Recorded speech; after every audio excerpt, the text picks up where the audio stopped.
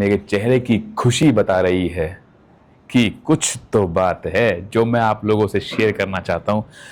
यूँ कहें कि एक बहुत ही आवश्यक सूचना है जो मुझे ऐसा लगता है कि हर गुरु प्रेमी तक, हर गुरु भक्त तक पहुंचनी चाहिए, ताकि ज़्यादा से ज़्यादा गुरु प्रेमी इस अवसर का लाभ उठा सकें। मैं जानता हूं जब जब गुरु प्रेमियों को, किसी भी साधक भाई को, माता को या बहन को ये पता लगता है कि गुरुदेव इस वक्त कहाँ पर हैं विराजमान, तो कोशिश करते हैं सभी प्रेमी वहाँ पहुँचने की।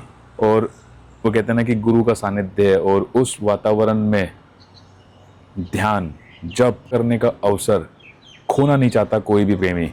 तो इसीलिए मेरा फर्ज बनता है कि आप लोगों तक ये सूचना मैं पहुंचा सकूं कि गुरुदेव इस वक्त कहाँ हैं।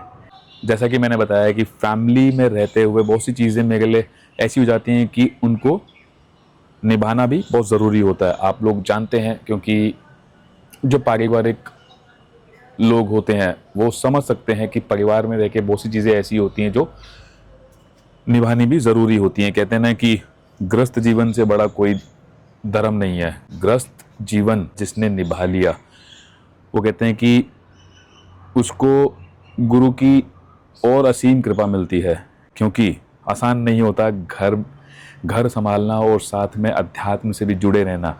तो ठीक है, अभी फ़िलहाल गुरु जी हमारे परम पूज्य संत श्री आसाराम जी बापू हरिद्वार के आश्रम में विराजमान हैं। आप कहेंगे कि हरिद्वार में तो बापू जी पहले भी थे और अभी दोबारा हरिद्वार में, कि सच है इसमें कोई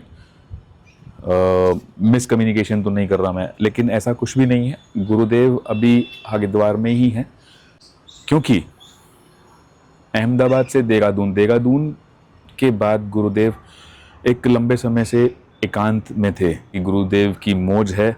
और मतलब ऐसा है कि हम प्यासे हैं, वो कुआं है, ठीक है। तो कुआं प्यासे के पास नहीं आता है, प्यासे कुएं के पास जाते हैं। तो ऐसा ही कुछ गुरु और शिष्य के बीच भी होता है।